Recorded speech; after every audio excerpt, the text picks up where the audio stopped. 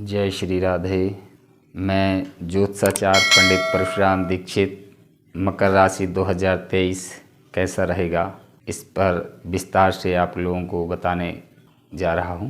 इस वीडियो के माध्यम से आप हमारे साथ बने रहें। आपको यह वर्ष किस तरीके से अपने जीवन में आगे बढ़ाना है। प्रेम संबंध में हैं तो आपके प्रेम जीवन के बारे में, यदि विवाहित हैं तो आपके वैवाहिक जीवन के संबंध में जानकारी, आपकी संतान के विषय में, नौकरी के विषय में, व्यापार कैसा होगा, कैरियर के विषय में, इस वर्ष आपका स्वास्थ्य कैसा रहेगा, किस तरह से धन का लाभ होगा, वाहन लेने के क्या योग बन रहे हैं, आपको नई संपत्ति खरीद पाएंगे या इस वर्ष नहीं खरीद पाएंगे, भूमि, भवन, वाहन, समस्त आपके पारिवारिक जीवन कैसा रहने वाला है, किस तरीके से बदलाव आएंगे, यह इस वर्ष में आपके लिए, यह समस्त जानकारी आपको इस वीडियो के माध्यम से दी जाएगी। आपको जीवन के सभी क्षेत्रों में यह मकर राशि फल 2023 आपको संपूर्ण जानकारी प्रदान करने वाला है। गोचर स्थिति मकर राशि फल में 2023 के अनुसार आपकी राशि के स्वामी शनि हैं, जो आपके दूसरे भाव के स्वामी हैं। इस वर्ष 2023 की शुरुआत में आपकी ही राशि मकर में विराजमान रहेंगे और उनके साथ शुक्र ग्रह की युति होगी, लेकिन 17 जनवरी 2023 को वह आपके दूसरे अर्थात धन भाव में प्रवेश कर जाएंगे और पूरे वर्ष वहीं पर बने रहेंगे। शनि की यह प्रबल चाल आपके लिए सर्वाधिक महत्वपूर्ण होगी, क्योंकि यही आपके सबसे महत्वपूर्ण ग्रह हैं। 17 जून से लेकर 4 नवंबर तक शनि इसी राशि में वक्री अवस्था में रहेंगे तथा वर्ष के शुरुआत में 30 जनवरी से लेकर 6 मार्च तक अस्त अवस्था में रहेंगे। शनि जब आपके दूसरे भाव में बैठे होंगे तो वहाँ से आपके चतुर्थ भाव, अष्टम भाव और एकादश भाव पर दृष्टि डालेंगे, जिस कारण से यह सभी भाव इस वर्ष विशेष रूप से प्रभाव देने वाले भाव रहेंगे। शनि की 7.5 भी चल रही है, एक अत्यंत महत्वपूर्ण है और शुभ ग्रह गुरु वर्ष के शुरू में आपके तीसरे भाव में रहेंगे, जो कि आपके तीसरे और द्वादश भाव के स्वामी हैं और 22 अप्रैल को आपके चतुर्थ भाव में प्रवेश कर जाएंगे। यहाँ से वह आपके अष्टम भाव, दसम भाव और द्वादश भाव पर पूर्ण दृष्टि डालेंगे। इस प्रकार शनि और बृहस्पति के दोहरे गोचर के कारण जनवरी के मध्य से 22 अप्रैल तक आपका एकादश भाव और 22 अप्रैल 2023 के बाद आपका चतुर्थ भाव और अष्टम भाव मुख्य रूप से प्रभावित होने वाले हैं। राहु वर्ष के शुरू से 30 अक्टूबर तक आपके चतुर्थ भाव मेष राशि में विराजमान रहेंगे और उनके साथ ही तुला राशि में केतु का गोचर भी रहेगा। इसके बाद राहु आपके तीसरे भाव में और केतु आपके नवम भाव में गोचर करेंगे। इस वर्ष अप्रैल के महीने में सूर्य का गोचर मेष राशि में होगा, जहां पर पहले से ही राहु विराजमान है और 22 अप्रैल को बृहस्पति भी आ जाएंगे, तो यह लगभग 1 महीने की अवधि विशेष रूप से ध्यान देने योग्य होगी, क्योंकि इसी से आपकी माताजी के स्वास्थ्य, पारिवारिक गतिविधियों पर विशेष प्रभाव पड़ने की संभावना रहेगी। मई से लेकर अगस्त के बीच गुरु राहु का चांडाल दोष भी प्रभाव डाल सकता है, इसलिए आवश्यक उपाय आपको अवश्य करना चाहिए। केवल इतना ही नहीं, जहां एक तरफ यह महत्वपूर्ण ग्रह जो लंबे समय में गोचर करते हैं आपके जीवन को प्रभावित करेंगे, तो वहीं दूसरी और अन्य महत्वपूर्ण ग्रह जो कम अवधि के गोचर करते हैं, जैसे सूर्य, मंगल, बुध, शुक्र भी आपकी राशि को विभिन्न रूप में प्रभावित करते रहेंगे और आपको तरह तरह का शुभाशुभ परिणाम प्रदान करते रहेंगे।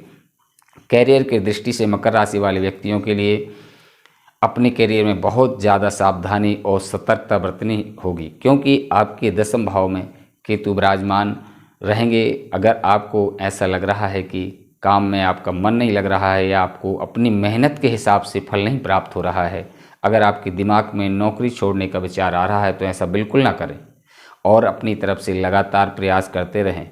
मई के महीना और उसके बाद नवंबर के महीने में आपका किसी अच्छी जगह स्थानांतरण हो सकता है।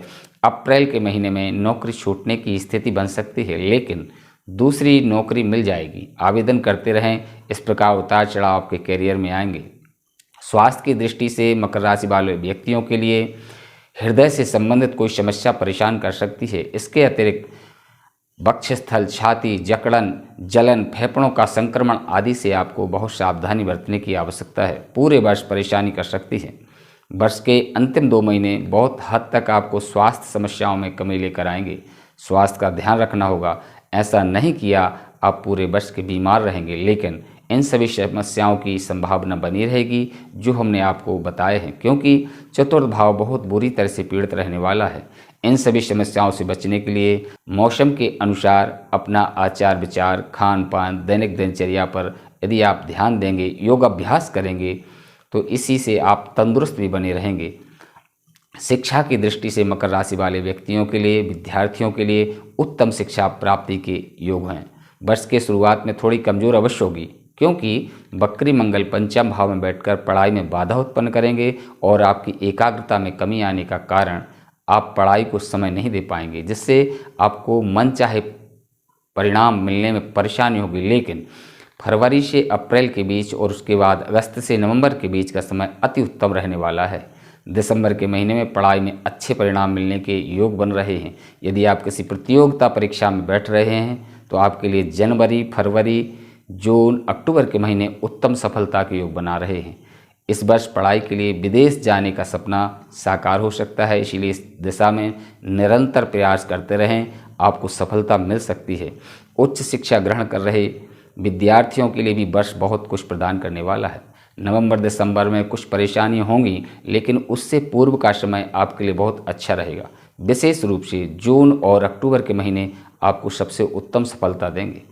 विवाह की दृष्टि से मकर राशि वाले व्यक्तियों के लिए शनि और शुक्र की दृष्टि आपके सप्तम भाव पर रहने से दाम्पत्य जीवन में प्रेम और आकर्षण की स्थिति रहेगी। एक दूसरे के प्रति जिम्मेदारी का भाव आपके रिश्ते को मजबूत बनाएगा और प्रगाढ़ता देगा। 22 अप्रैल तक गुरु आपके तीसरे भाव में मीन राशि में रहकर पूर्ण पंचम दृष्टि से आपके सप्तम भाव पर दृष्टि डालेंगे, जिसकी वजह से दाम्पत्य जीवन में किसी भी तरह की समस्या आने की संभावना है बहुत कम होगी और आप अपने दाम्पत्य जीवन में का आनंद ले सकेंगे। वैवाहिक जीवन में खुशियां आएंगी और कई शुभ कार्य संपन्न होंगे। हालांकि 22 अप्रैल के बाद सूर्य, बृहस्पति और राहु तीनों आपके चतुर्थ भाव में होंगे और मई से अगस्त के बीच आपको गुरु चांडाल दोष का प्रभाव पड़ेगा, जो पारिवारिक शांति को भंग करेगा।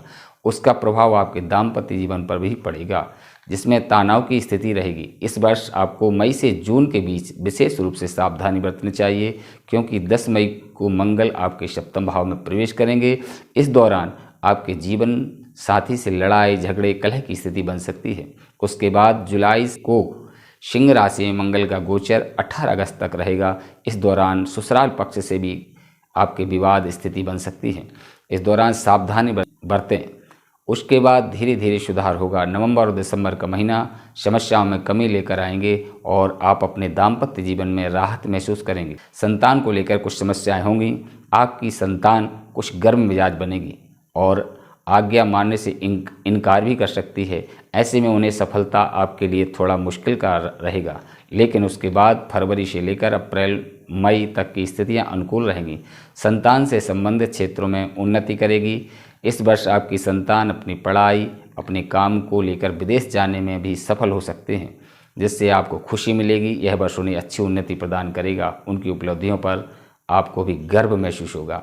व्यापार की दृष्टि से मकर राशि वाले व्यक्तियों के लिए यह वर्ष उत्तम सफलता के योग बना रहेगा और आपको अपने व्यापार को आगे बढ़ाने के अनेक मौके मिलेंगे। अभी आप व्यापार में विस्तार करना चाहते हैं तो उसमें भी यह वर्ष आपको पूरी मदद करता हुआ नजर आएगा। मई से जुलाई के बीच थोड़ी समस्याएं आएंगी और इस दौरान आपको कुछ भी बड़ा निर्णय लेने से बचना चाहिए। व्यापार जिस तरीके से चल रहा है उसे वैसे ही रहने देना चाहिए, क्योंकि इस दौरान किया गया कोई भी कार्य आपको नुकसान, परेशान, हानि दे सकता है।